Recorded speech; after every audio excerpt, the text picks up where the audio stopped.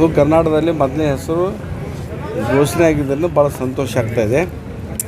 ಈ ಟಿಕೆಟ್ ಕೊಡಿಸ್ಲಿಕ್ಕೆ ಕಾರಣರಾಗಿರ್ತಕ್ಕಂಥ ನಮ್ಮ ಎಲ್ಲ 6 ಶಾಸಕರು, ವಿಶೇಷವಾಗಿ ಎಂ ಬಿ ಪಾಟೀಲ್ ಸಾಹೇಬರು, ಶಿವಾನಂದ ಪಾಟೀಲ್ ಸಾಹೇಬರು, ಯಶವಂತರಾಯಗೌಡರು, ನಾಡಗೌಡರು, ನಮ್ಮ ಇಬ್ಬರು ಶಾಸಕರು ಕಡಗೊಂಡಾಗಿರ್ಬೋದು, ಮನಗೂಳಿ ಅವರಾಗಿರ್ಬೋದು, ಜೊತೆಗೆ 3 ಮಂದಿ ವಿಧಾನ ಪರಿಷತ್ ಸದಸ್ಯರು, ಪ್ರಕಾಶ್ ರಾಠೋಡವರು, ಸುನೀಲ್ ಗೌಡರು, ಜೊತೆಗೆ ಪ್ರಕಾಶ್ ಹುಕ್ಕೇರಿ ಅವರು ಮತ್ತು 2 ಪರಾಜಿತ ಅಭ್ಯರ್ಥಿಗಳು ಮತ್ತು ಜಿಲ್ಲೆಯ ಎಲ್ಲ ಕಾಂಗ್ರೆಸ್ ಪಕ್ಷದ ಕಾರ್ಯಕರ್ತರು ಇವತ್ತು ನನಗೆ ಒಟ್ಟಾರೆಯಾಗಿ ಒಮ್ಮತದ ಅಭಿಪ್ರಾಯ ಮುಖಾಂತರ ನನ್ನ ಆಯ್ಕೆ ಆಗಲಿಕ್ಕೆ ಕಾರಣರಾಗಿದ್ದಾರೆ. ಅವರಿಗೆ ಕೃತಜ್ಞತೆ ಈ ಸಂದರ್ಭದಲ್ಲಿ ಹೇಳ್ತಾ ಇದ್ದೀನಿ. ಬಿಜೆಪಿಯ ಭದ್ರಕೋಟೆಯನ್ನು ರಾಜೋಲ್ಗೂರು ಕಾಂಗ್ರೆಸ್ ಅವರು ಹೇಗೆ ಬೆದರಿಸ್ತಾರೆ? ಬಿಜೆಪಿ ಭದ್ರಕೋಟೆಯನ್ನು ಎಲ್ಲರೂ ನೀವು ಮತ್ತು ನಿಮ್ಮ ನಾಯಕರು ಹೇಗೆ ಬೆದರಿಸ್ತೀರಿ? ಈ ಸಲ ಖಂಡಿತವಾಗಿ ಬೆದರಿಸ್ತೀವಿ. ಆ ವಿಶ್ವಾಸ ಇರೋದರಿಂದಲೇ ಇವತ್ತು ನನ್ನನ್ನು ಆಯ್ಕೆ ಮಾಡಿದ್ದಾರೆ. ಕಳೆದ M B Patil M P ಆದಮೇಲೆ ಇಲ್ಲಿವರೆಗೂ ಕೂಡ ನಾವು ಲೋಕಸಭೆಯಲ್ಲಿ ಗೆದ್ದಿರಲಿಲ್ಲ. ಈ ಸಲ ಹೊಸ ಇತಿಹಾಸ ನಿರ್ಮಾಣ ಮಾಡ್ಬೇಕಂತಲೇ ನನ್ನನ್ನು ಅಭ್ಯರ್ಥಿಯನ್ನು ಆಯ್ಕೆ ಮಾಡಿದ್ದಾರೆ.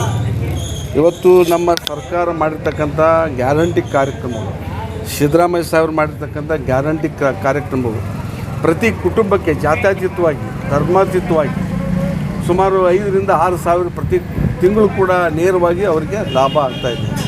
ಆ ಕುಟುಂಬಗಳು ಕೂಡ ಇವತ್ತು ನಮ್ಮ ಪರವಾಗಿ ನಿಲ್ತಾ ಇವೆ ಅಂತಕ್ಕಂಥ ಭರವಸೆ ಇದೆ.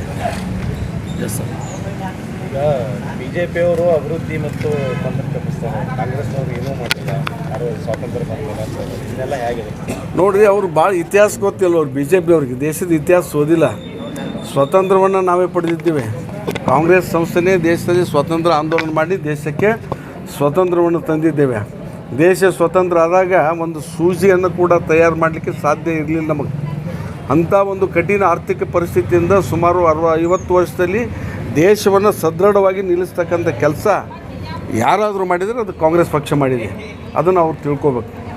ಬಿಜೆಪಿ ವಿರುದ್ಧ ಗ್ಯಾರಂಟಿ ಯೋಜನೆಗಳ ನೀವು ಪ್ರಚಾರ ವಸ್ತುನ ಇಲ್ಲ, ನಮ್ಮ ಅನೇಕ ವಿಚಾರಗಳಿದಾವೆ. 2013ರಿಂದ 2018ರವರೆಗೆ ನಾವೇನು ನೀರಾವರಿ ಕೆಲಸ ಇಲ್ಲಿ ಮಾಡಿದ್ದೇವೆ, ಸಿದ್ದರಾಮಯ್ಯ ನೇತೃತ್ವದಲ್ಲಿ ಏನು ಬಡಜ ಕೃಷಿ ಕಾರ್ಮಿಕರಿಗೆ ಏನು ಮಾಡಿದ್ದೇವೆ, ದಲಿತರಿಗೆ ಏನು ಮಾಡಿದ್ದೇವೆ, ಎಲ್ಲ ಮೇಲ್ಗೋದ ವರ್ಗ ಜನರಿಗೆ ಏನು ಮಾಡಿದ್ದೇವೆ, ಅನೇಕ ಕಾರ್ಯಕ್ರಮ ಕೂಡ ನಮ್ಮ ಬೆನ್ನಿಗಿವೆ.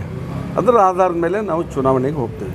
ऐसे ही खबर देखने के लिए UTV न्यूज एक्सप्रेस को लाइक करें, शेयर करें, कमेंट करें और सब्सक्राइब करना ना भूलिए. आपके विचार हमारे लिए बहुत मायने रखते हैं.